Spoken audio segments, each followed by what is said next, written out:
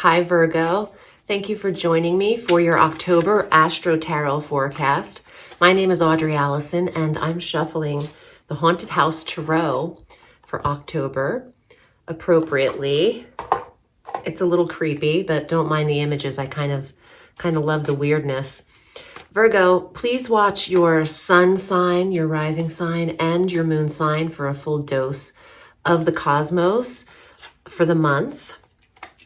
Mercury is still retrograde, and it definitely shows in my speech, but you're also governed by the sign of Mercury as a Virgo. And on October 2nd, finally, this planet goes direct at 24 degrees of your sign. You've been affected heavily by this slowing pace of the planet of communication and intellect and thought, the mental state. So effective October 2nd, there's a replenishment of this area for you in the first house, as well as your second house of finance, where he originally retrograded. So there's more clarity for you, Virgo. There's more understanding between you and partnership communication.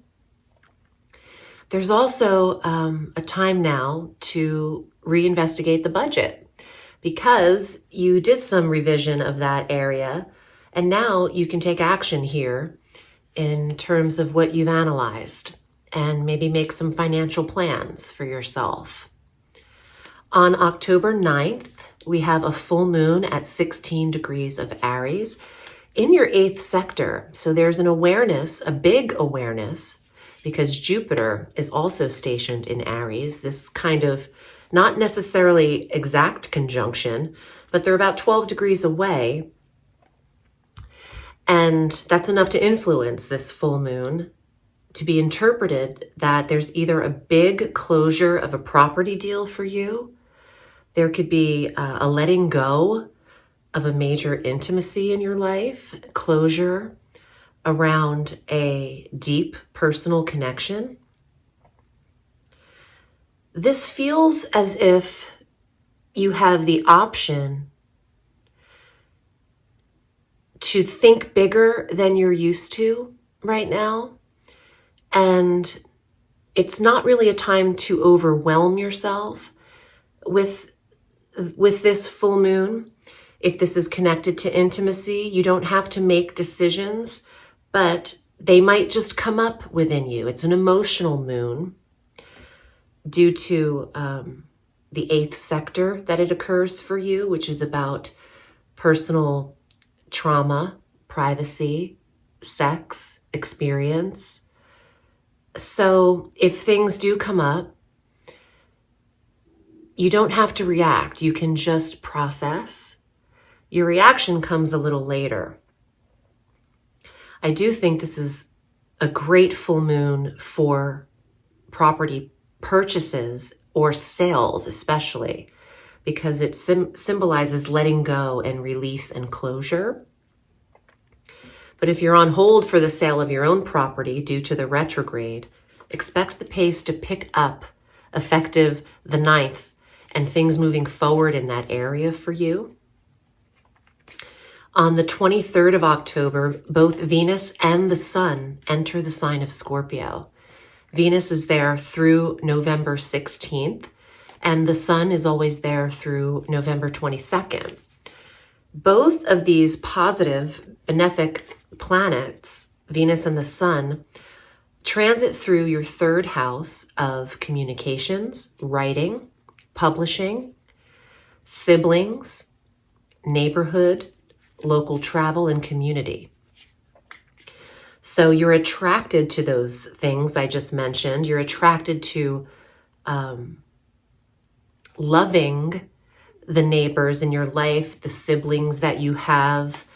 There's also an attraction to poetry, art, and writing.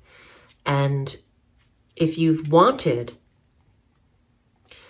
to put something out into the world as a writer, journalist, teacher, a public speaker, the time to do so is after this eclipse that occurs on October 25th in this very same sector of Scorpio. There's a new moon solar eclipse at 2 degrees of Scorpio, exact to Venus at 2 degrees, as well as the sun and the moon. In the third sector, Virgo is planning something big from October 25th through May 25th. And it has to do with putting yourself out there, being published or publishing yourself, marketing. It has to do with your brand, how you're marketing yourself to others, and possibly traveling in combination with this, or using what surrounds you in your environment or neighborhood or community, and using that towards this marketing tactic. Using the location and what's local to incorporate that into this brand or publishing or expression that you are communicating to others. Now, if you're not writing something, this does have to do with speech and how you are communicating with others in your life. And there might be a new style coming across from a more loving perspective. Venus, the sun, and the moon. Compassion, nurturing conversation. And it's a process. It doesn't have to occur exactly on this date. Give this 6 months to instigate this development. Jupiter retrogrades back into Pisces on October 28th, where he had been stationed from June of 2021 through May of 2022. So check back to early May or prior to see what you were developing when Jupiter was there, because he's back in this sector now on October 28th, and there's a resuscitation in your 7th sector of marriage partnership, relationships, and business partnerships. You might be developing a connection again with a married person that you were once married to. Or if you are in the same marriage, there's a feeling of Jupiter being happiness, prosperity, the expansion of that relationship and getting deeper, believing in that relationship, hopefulness, optimism, faith. All of that is what Jupiter represents in the 7th sector of marriage. So it's beautiful. If you're not in a relationship, Jupiter's here to align that, and that just starts on October 28th. He's got several months to work here for you. In addition to your ruling planet going direct, Pluto, Saturn, Chiron, Juno, and Vesta are all direct this month. We have more forward motion. Let's see what is here in your cards, Virgo, for the month of October. I want to wish everyone a happy Halloween as well. If you'd like a private reading, this is what I do, and I'm coming to you from my tarot den. I call it the Gem Den. This is where I conduct most of my readings with clients, and it's a vibe. Let me know what you think of it in the comments below. Let's see what's here in your cards. This guy's showing up a lot, and he makes me laugh every time. Again, they're meant to be creepy. This is the Four of Coins, which is a card of security and savings. It's a shared resources card, and it suggests financial protection and choosing wisely what you spend on. But I love this card. Foundation.